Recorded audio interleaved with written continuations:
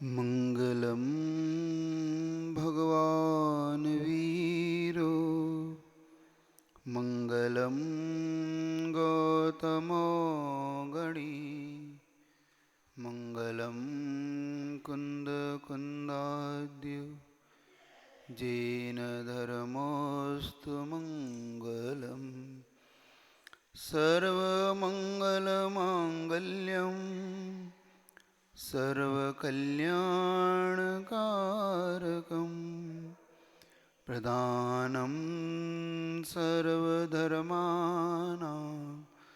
जैनं जयतु शासनं जैनं जयतु शासनं जैनं जयतु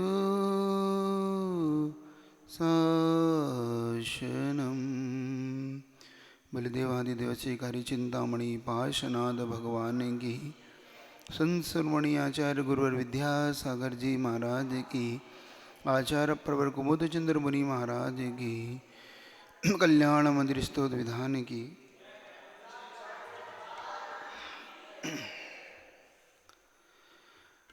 जीवन में कभी कभी स्वयं नहीं सीख पाता व्यक्ति तो दूसरे से सीखने का पुरुषार्थ करता है।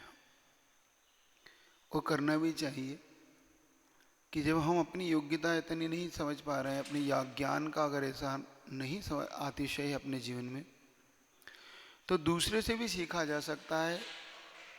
दूसरों से हम दो चीज़ें सीख सकते हैं। पहली चीज़ अच्छाई क्या होती है, दूसरी चीज़ बुराई से कैसे बचा जाता है, बुराई का फल क्या होता है और अच्छाई का जीवन में क्या महत्व है। इन सब चीज़ों को सीखने के लिए हमारे सामने हमेशा कुछ ना कुछ ऐसी घटनाएं होती जिन घटनाओं से हम सीख सकते हैं। अगर इनसे ना सीख पाए तो फिर हमें सिखाने वाला अब संसार में कोई नहीं है। इस बात पर आज विचार करते हैं कि हम कैसे सीख सकते हैं। कैसे आचार्य प्रवर एक बात कहते हैं, उन्होंने दो लाइनें में कही, विपत्ति मात्मनो मूढ़ो परिसा में निक्षते दय्यमान मगा किण वनास्त्र तरुस्वत। कि जो एक मूढ़ व्यक्ति है, मान लो वृक्ष पर बैठा हुआ है और आती विपत्ति को देख नहीं रहा है, वो उसको विपत्ति दिख नहीं रही। क्या देख रहा है वो कि वृक्ष पे बैठा है और सामने पूरे जंगल में आग लगी हुई है और एक वृक्ष पे बैठकर वो देख सबको कह रहा है, निकलो भागो छोड़ो, भागो छोड़ो, इस संसार से ऊपर भागो, मतलब इस अग्नि से, इस जंगल से निकल के अपने आप को बचाओ। तो ये व्यक्ति विद्वान है कि अज्ञानी है? क्या मानते हो आप? अज्ञानी। क्यों? क्योंकि आपने इसके निर्णय को देख के कह दिया कि जो स्वयं अग्नि के बीच में बैठ के ये निर्णय नहीं ले रहा है कि तेरा वृक्ष भी तो जल जाएगा, तुम ये निर्णय नहीं ले रहे हो, सारे संसार से को कह रहे हो, सारे जंगल के पक्षी पशु पक्षी को कह रहे हो कि छोड़ के बाहर निकलो, छोड़ के बाहर निकलो, स्वयं क्यों नहीं निकलते? स्वयं नहीं सीखते, उसे कहते हैं आचार्य, उसे मूढ़ कहते हैं। विपत्ति मात मनो मूढ़, अपनी आने वाली विपत्ति को नहीं देखता, परिसाम नहीं नेक्षते, दूसरों को देख रहा है। कैसे? दई मन मगा किण, जंगल जैसे जलता हुआ देखकर, वनस्पत तरुत, वृक्ष पर स्थित होकर देख रहा है और कह रहा है सब लोग बचो, लेकिन स्वयं बचना नहीं चाहता। इसलिए आचार्य कहते हैं कि हम स्वयं सीख सकते हैं। आप स्वयं जब दूसरे को जलता हुआ देख रहे हो तो अपने प्राणों की रक्षा करना भी तो हमारा कर्तव्य है। हम फिर दूसरे को ये दोष दें, ये ठीक नहीं। तो सीखने के लिए हमारे पास बहुत कुछ होता है। समझने की दृष्टि हमारी अगर बदले तो सृष्टि बदलती है। देखने की दृष्टि और सृष्टि बदलने से दिशा और दशा दोनों बदलती है। यही आचार्य परमेष्ठी कह रहे हैं कि उस जलते हुए जंगल में अपने आप को देखो, तो यही दशा संसार की है। हम संसार में हर एक व्यक्ति को जब शमशान छोड़ के आते हैं तो सही बताओ क्या होता है अपने मन में? हम उसके अच्छे और बुरे दोनों कार्यों की चर्चा जरूर करते हैं।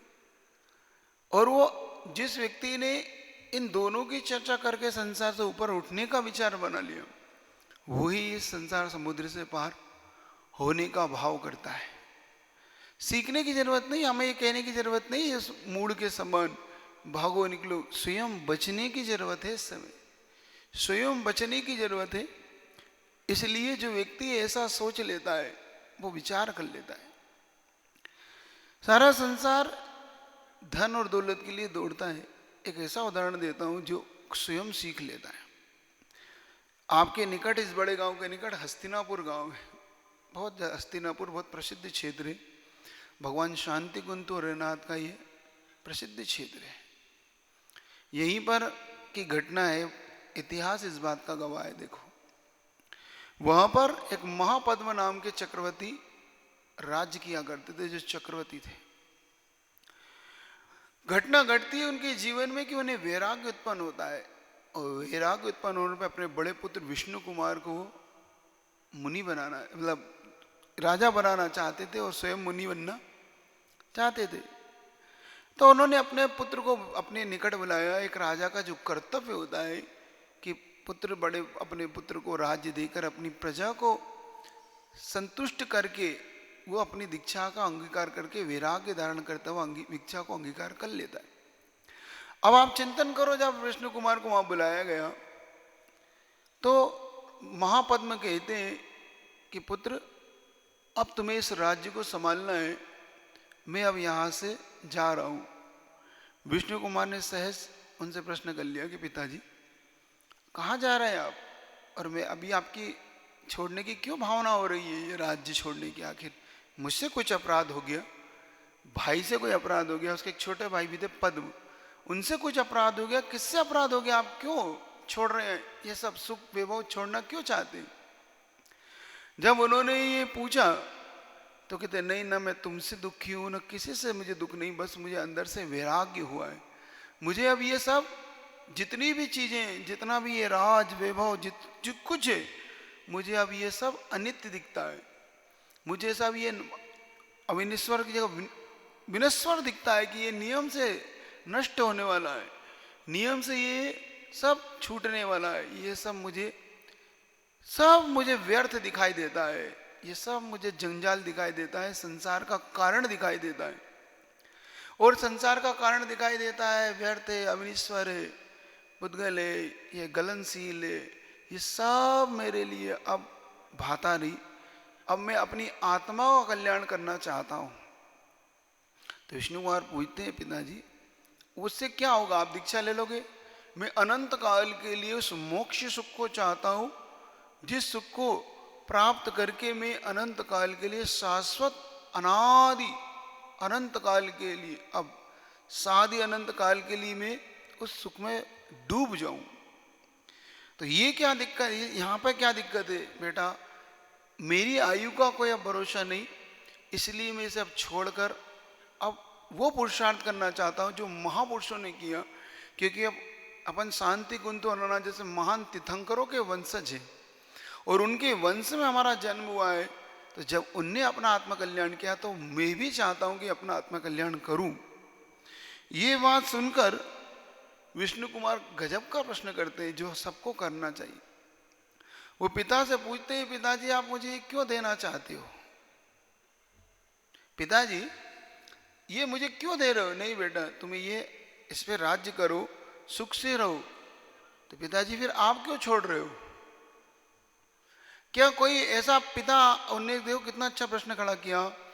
मैंने आज आप बताएं पिताजी, क्या आपने कभी देखा जो अपने पुत्र को व्यर्थ की चीज देता हो, अपने पुत्र के लिए विनाशकारी चीज देता हो, अपने पुत्र के लिए जो संसार में डुबाने वाली ऐसी चीज को कोई देता है पिता अपने पुत्र को? नहीं। तो फिर आप मुझे, जब आपके लिए हितकारी नहीं है तो मेरे लिए हितकारी कैसे हो सकती है?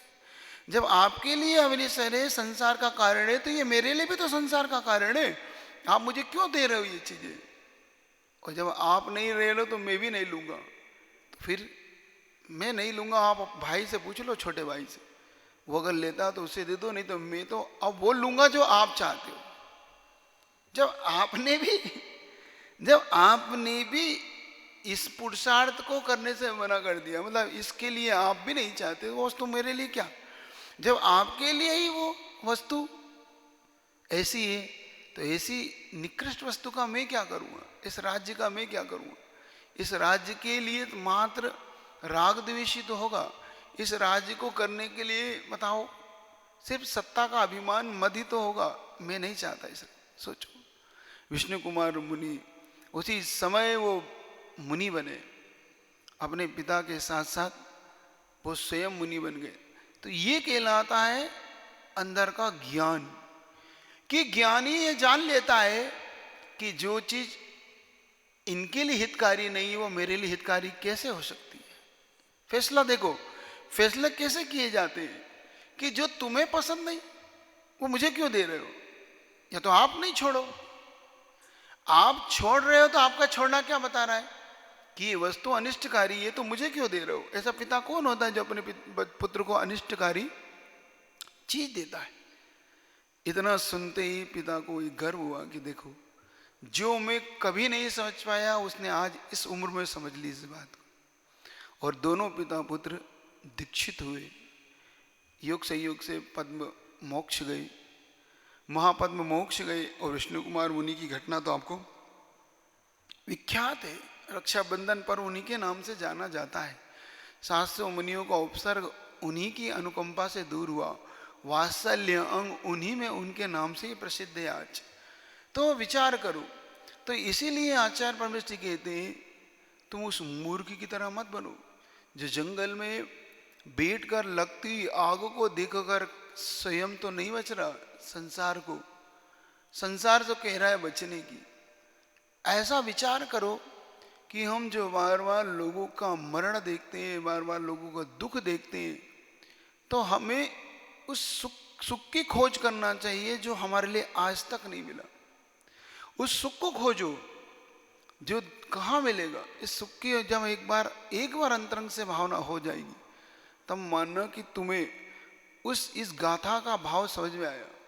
ये गाथा क्या बता रही है अपने लिए, ये गाथा यही तो बता रही है कि इस मूल की तरह मत बनो। दूसरे को तो हम कह रहे हैं और हमको ऊपर किस पे बैठे हैं, वृक्ष पे बैठे, जिसमें अब आग लगने वाली। जब सारा ही जंगल जल रहा है तो तुम्हारा वृक्ष कैसे बचेगा। जिसके घर खुद के कांच के हों वो जिसके घर खुद के कांच के हों वो पड़ोसी के घर पत्थर नहीं फेंकता ना, कहावत है ना अभी।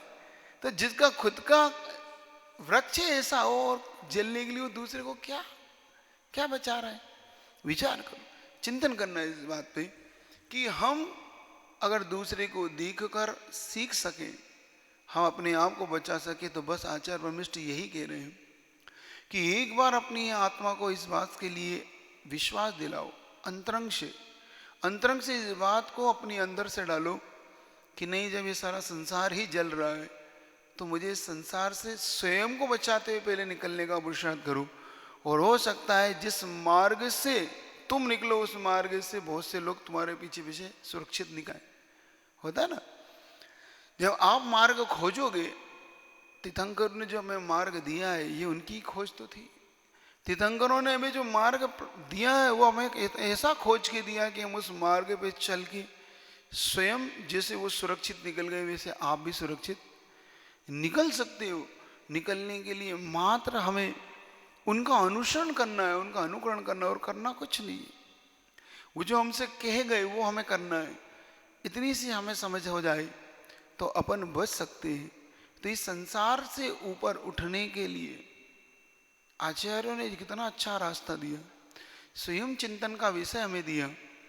खुद सोचो, विचार कितना कितना गहरा उन्होंने अपने विषय दिया। तो जब हम खुद से विचार करते हैं, हम दूसरे के लिए विचार करते हैं, स्वयं अपने लिए विचारशील नहीं बनते। खेद की बात तब है कि व्यक्ति दूसरे के लिए विचारशील तो है लेकिन स्वयं के लिए विचार नहीं करता। दूसरे के लिए सब कुछ कह तो देता है, दूसरे के लिए सब कुछ बता तो देता है, लेकिन स्वयं उस बात पे लिए समझ नहीं पाता। क्या क्या बताओ, सही बताओ। इतने तो बड़े बड़े विद्वान आते, बड़े बड़े विद्वान आते प्रवचनों के आपके लिए आते ना, कितनी आपके लिए कितनी अच्छी अच्छी बातें बताते। लेकिन स्वयं, तो स्वयं के जीवन में अगर उतर जाए वो, स्वयं के जीवन में आ जाए वो एक बार, कि जब एक प्रसंग आता है जिनेन्द्र प्रसाद जी वर्णी का, तो वो लिखते हैं कि एक बार मैं ब्रह्मचारी अवस्था में था और मेरे हाथ में एक सोने की अंगूठी थी। योग संयोग से 10 धर्म में प्रवचन कर रहा था परिग्रह के ऊपर, और परिग्रह को प्रवचन करते करते जब मैं नीचे आया, उस प्रवचन पूर्ण करके स्टेज से उतर रहा था, तो एक छोटे से बच्चे ने मुझसे पूछ लिया, भैया जी ये अंगूठी भी परिग्रह है क्या? पूछ लिया कि अभी जिस परिग्रह की आप अभी चर्चा कर रहे थे, तो ये अंगूठी जो आपने पहन रखी ये भी परिग्रह में आती है? उन्होंने उतर के उसी समय दान कर दी। उन्होंने उसी समय उसे दान कर दी। क्यों? उन्हें बात समझ में आएगी कि जिसकी मैं चर्चा कर रहा हूं, उस खुद स्वयं अगर मैंने परिग्रह ले रखा है तो बिल्कुल ध्यान रखो, जिसकी आप चर्चा करते हो वो चर्चा और चर्या का दोनों का विषय बनना ही चाहिए। दोनों का विषय बनेगा तो ही श्रोता और वक्ता के बीच में ये प्रसंग घटित होते। तो जो आचार्य परमेष्ठी अपने से कह रहे हैं, बस इतना ही हमें करना है कि एक बार हमारे दिमाग की बात बैठ जाए। हम अच्छी बातों के लिए भी ले सकते हैं, हम बुरी बातों के लिए भी ले सकते हैं। सिखाता सारा जगत अपने आप में एक बहुत बड़ा पुराण ग्रंथ है। जगत इतना बड़ा पुराण ग्रंथ है कि कहीं नहीं देखना। आपको नहीं समझ में आती बड़े बड़े पुराण ग्रंथों की बातें तो मत पढ़ो, कम से कम इस जगत को तो देखो, खुली किताब को तो देखो, इस जगत को खुली दिमाग से तो देखो, कम से कम अपनी खुली आंखों से तो देख ही रहे हो, कम से कम आंखें तो ना मीचो। इस जगत को देखने के बाद भी हम क्यों नहीं बदलते, इस पे विचार तो करो। सारा जगत हमें पुस्तक की तरह खुली किताब है, बिल्कुल वैराग्य के एक एक ऐसे प्रसंग इस सारे जगत में उपस्थित है। तो हम फिर भी अगर ना समझ पाए तो ये फिर ये कारिका जो लिखी है, ये जो गाथा लिखी है आचार्य परमेष्ठी की, ये शायद हम पे सबसे ज्यादा अच्छी उतरेगी। उतरेगी कि नहीं?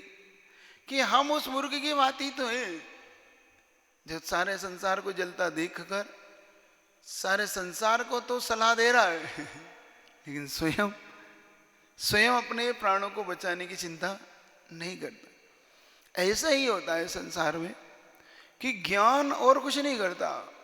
ज्ञान का यही कार्य कि वो अपने ज्ञान से वस्तु का निर्णय करे।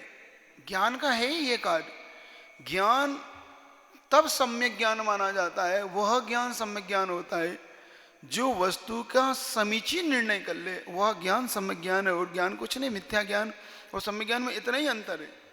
ज्ञानी सिर्फ अपने दिमाग में शब्दों को नहीं भरता, क्या शब्दों को दिमाग में कलेक्शन करने का नाम ज्ञान नहीं है, कभी भी ध्यान रखना। यह हो भी नहीं सकता। शायद आपको मुझसे अच्छे वक्ता मिल जाए, मुझसे अच्छे सुनाने वाले मिल जाएं, बहुत अच्छे अच्छे मिल जाएंगे, ऐसे ऐसे आपको इतने अच्छे अच्छे वक्ता मिल सकते हैं कि वो बहुत ही अच्छे अच्छे वक्ता मिलेंगे और वो लाखों रुपए लेते हैं। जब आप देखो स्टेज शो में वो आते हैं, जब आपको अच्छी अच्छी सलाह देते हैं आपके लिए, भाई व्यापार कैसे किया जाए, जीवन की शैली कैसी होना चाहिए, इन पे जब अपने थॉट्स देते हैं, विचार देते हैं, तो देखो लाखों रुपये लेके भी वो आपको विचार देते हैं। लेकिन होता क्या है, वो सिर्फ एक ज्ञान का कलेक्शन, मतलब एक शब्दों का कलेक्शन है। वो ज्ञान नहीं है, वो सिर्फ कलेक्शन है शब्दों का। आचार्य महाराज को कहते हैं ये शब्दों का जाल मात्र है। शब्दों का जाल मात्र होने से कल्याण नहीं होगा। तो जब भी मूढ़ता और ज्ञानी और अज्ञानी की चर्चा हो तो इस बात को याद रखना कि ज्ञानी कौन है। तो ज्ञानी वही है जो दूसरे से सीख के अपनी आप को ऊपर उठा ले, और अज्ञानी वही है जो दूसरों को सलाह तो दे लेकिन स्वयं ना उठ पाए। यही ज्ञानी और अज्ञानी की डेफिनेशन बना लेना कि जीवन में बस इतना ही भेद कर लेना, ज्ञानी कौन है और अज्ञानी कौन है। तो दूसरे के लिए नहीं बनाना है। ये एक बात ध्यान रखना। कभी कभी हम एक महान गलती कर जाते हैं, जो थर्मामीटर होता है हम दूसरे के लिए उपयोग करते हैं। हम अपना बुखार नहीं नापते उससे, हम उस थर्मामीटर से बताना तुम्हारा बुखार कितना है, तो वो कहता है तुम्हारा भी तो नाप लो। बीमार तुम भी तो हो सकते हो, मैं भी हूं, तो तुम स्वस्थ हो, तो पहले अपनी स्वस्थता को देखो। तो ये थर्मामीटर अपने लिए होना चाहिए कि ज्ञानी है कि हम अज्ञानी हैं। ये थर्मामीटर जिस दिन हमारे पास होगा, जिस दिन हम इस प्रकार की विचारधाराओं से ऊपर उठ जाएंगे, तो अपने आप ही उस मूर्ता को छोड़ देंगे जिस मूर्ता की चर्चा आचार्य पूज्यपाद स्वामी ने अभी इन दो इस कारिका में की, इस गाथा के अंदर की। तो अपने लिए बस इतना ही करना है कि दूसरों को एक बार देखकर हमारे समझ में आ जाए। एक बार आचार्य भगवान आदिनाथ को नीलांजना की मृत्यु देख के जैसे उनका मन एक बार बदल गया, एक बार बुद्ध को एक बार उसे 100 यात्रा दिखी तो बुद्ध ने अपना जीवन बदल लिया, महावीर ने एक बार अपना जीवन बदला। तो बस तीर्थंकर जब जब देखो महापुरुष जितने होते बस एक बार उनके लिए दोबारा नहीं होती घटना, दोबारा 12 भावना भी नहीं भाते हो। अपने जीवन में एक बार 12 भाते से एक बार 12 भावना। जैसे वैराग्य आने से पहले जो अपन पढ़ते रहते ना, आजकल तो इतना अच्छा हो गया कि अब शादी में भी 12 भावनाएं होती हैं, कहीं भी हो तो 12 भावनाएं। अब तो तुम चौके में भी 12 भावना गाते हो, तो तुम्हें तो कभी कभी मना करना पड़ता है चौके में भी, अरे भैया आर हो रहा है, वहां तुम ये गाने गाने लग जाओ, दीपे चाम चादर हाड़ पिंजरा। भैया आर में थोड़ी गाना है ये, आर में तो उत्साह के भजन गाओ, वहां नहीं गाओ, वहां तो उत्साह के भजन गाओ। वहां ये भजन तो मत खाओ, इसलिए वहां के भजन अलग है। लेकिन तीर्थंकरों की जीवन में एक बार 12 बातें, एक बार बस उसी समय लोकांतिक देवा के अनुमोदना कर देते और दीक्षा के लिए वो निकल जाते। तो अपने लिए जैसे महापुरुषों ने एक बार अपने जीवन को बदलने के लिए पुरुषार्थ किया, एक बार हम भी उस पुरुषार्थ को करें। बोले आचार्य गुरु विद्यासागर जी महाराज की।